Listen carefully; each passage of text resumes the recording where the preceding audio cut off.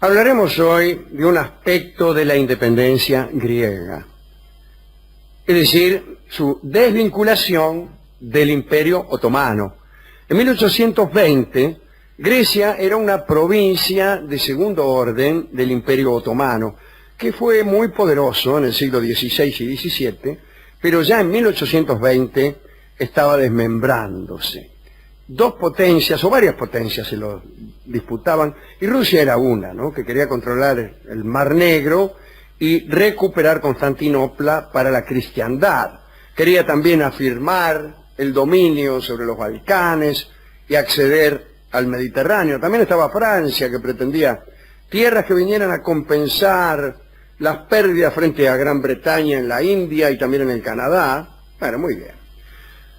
En Turquía había una terrible disputa sangrienta entre musulmanes fundamentalistas y los que podríamos llamar modernizadores.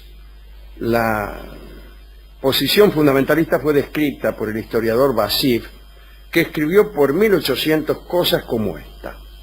A ver. El Estado imperial no debe rebajarse a asimilar ciencias marciales de sus enemigos. El éxito o fracaso depende de la decisión de Dios. Las creencias de las naciones cristianas se oponen a esta idea, pues siguen la doctrina de una escuela de filósofos, de acuerdo con la cual el Creador no cumple ninguna función en cuestiones específicas. Como la guerra es una de estas cuestiones, creen que el bando que posee supremacías materiales alcanza la victoria. Bueno, esto es falso, decía Vasif. Y esta opinión representaba las ideas de la mayoría, al menos hasta fines de la década de 1820.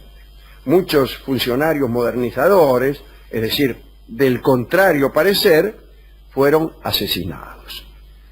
Selín III, que ascendió al trono en 1789, había comenzado una reforma prudente basada en lo que le explicaban asesores turcos instalados en París. Le hablaban de las características del Estado moderno, con un ejército disciplinado, finanzas ordenadas, ley, orden, Estado de Derecho, etc.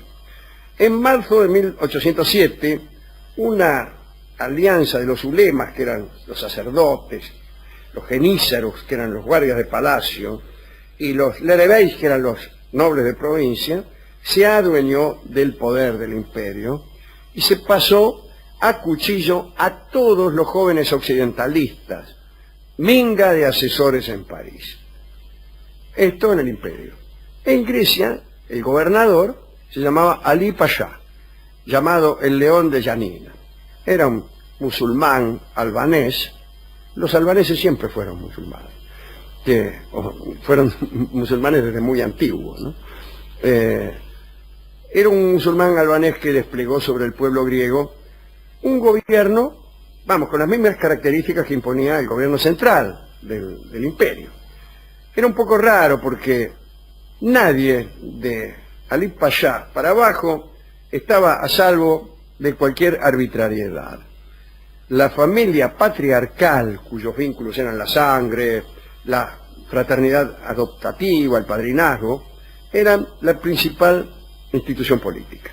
Ali Pasha protegía, resolvía disputas, castigaba los delitos, formulaba él mismo las normas de comportamiento, ¿no? Nada de Estado de Derecho. Si pasaba algo, le preguntaban a Ali Pasha y listo. En el ámbito local aparecieron como resistencia unos grupos de hombres griegos denominados kleft, que fueron los primeros en luchar contra el dominio turco. Estos ya querían la independencia de Grecia. Eran unas pandillas de fugitivos, aventureros, ¿no?, que no podían prosperar en el ámbito que proponía Ali Pasha. Entonces vivían en las montañas. Le afanaban a los viajeros, a veces descargaban ataques sobre pequeñas aldeas, afanaban rebaños. Una tendencia de los intelectuales del siglo XIX representó a estos kleft como héroes románticos. Ya después, en el siglo XX, los académicos los clasificaron como primitivos, qué sé yo. Los Clefs eran originarios de familias de pastores. Cuando Ali Pasha enfrentó este problema, pensó que estos tipos eran muy brutales, que tenían pocas armas de fuego, les gustaba más apuñalar, tenían devoción por la puñalada, e incluso consideraban que matar con cuchillo era mucho mejor que matar de un tiro. Tenían también la costumbre de panificar. Cada uno llevaba una bolsa de cuero con harina y sal para hacer pan. Y entre asalto y asalto hacían pan. No sé en qué horno lo harían, pero bueno. Todo esto observó Ali Pasha. Creo que lo del pan mucho no le molestaba. Pero observando la situación, se le ocurrió la idea de conceder amnistía a los jefes de estas bandas y de alistarlos para reprimir el delito de estas regiones montañosas. Los agarró y los metió a vigilantes. Y aceptaron algunos, fueron llamados armatores y actuaban bajo las órdenes de un jefe que era llamado el capitanos. Era como jefe de los bandidos. Y cuanto peor era tu prontuario, más posibilidades tenías de ser jefe de la policía. Y Ali Pasha dijo, bueno, con esto ya me saqué de encima un factor revolucionario, los pongo a vigilantes del imperio.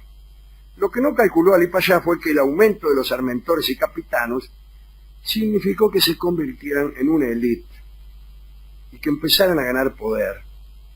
De griegos proscriptos habían pasado a ser representantes del imperio con poder. Y apareció un Clef, Odiseus Androxos, que ganó fama porque había hecho una apuesta con Ali Pasha y la había ganado. Le ganó, creo, una carrera de caballos, ¿no? Y Ali Pasha apostó las mujeres más hermosas de su harén y Odiseus Androxos apostó su cabeza porque no tenía más nada que apostar. Bueno, la existencia de las bandas y el poder de Odiseus fueron preparando el camino para la independencia griega. A veces eran tan feroces estos grupos que expulsaban a los propios turcos. Los vigilantes griegos que Ali Pasha ponía expulsaban turcos. Imagínense cómo se puso Ali Pasha, ¿no? Acá el déspota soy yo, decía. Y al final estalló la verdadera revolución. Algunos enemigos de Ali Pasha, partidarios de una política más dura, o sea, matarlos a todos, bueno, lo mataron a él. Y cuando se murió el León de Giannina, se declaró una independencia de Grecia. Al principio fue una independencia nominal, sin mucho valor, y recién los turcos se retiraron del todo después de la batalla de Navareno. Estos Clef eran los protagonistas de la independencia griega. Estos tipos, con un bolso con harina y sal, eran malos, torturaban a quien se le ocurría, y el método preferido era tirarle aceite hirviendo en el pecho a sus víctimas. Y en aquellas batallas hubo un héroe que además era un gran poeta, y ese héroe fue Lord Byron, que todavía hoy es venerado como prócer de la independencia griega. Vamos a amueblar esta pequeña visión de la realidad griega allá a fines de la década de 1820 con la milonga que se llama justamente La Puñalada, en atención a esta debilidad de los Clef por asesinar con puñales. La puñalada ha sido compuesta evidentemente pensando en la independencia griega. No sé, ¿eh? Sí, sí. Vamos a escuchar ahora la versión clásica de El Quinteto Real.